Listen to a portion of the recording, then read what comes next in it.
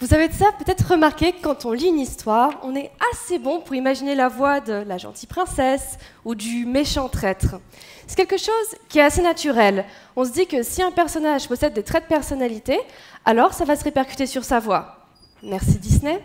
Si un personnage arrive et qu'il a une voix vraiment désagréable, on sait que c'est un méchant.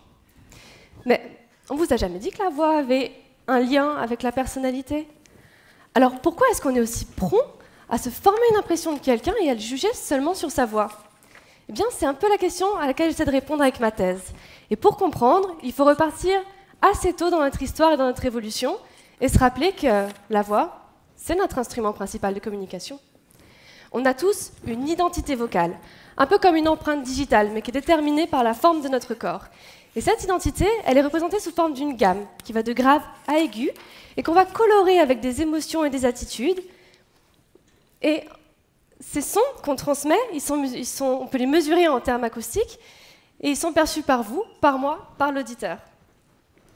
Et en tant qu'êtres sociaux, nous sommes des experts à décrypter ces informations qui sont dans la voix, puis à les réutiliser ensuite pour se former une impression de quelqu'un. 50 millisecondes. 50 millièmes de seconde.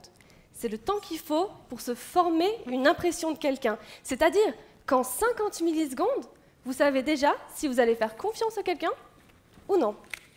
Si c'est si rapide, c'est pas par hasard, c'est parce que c'est important.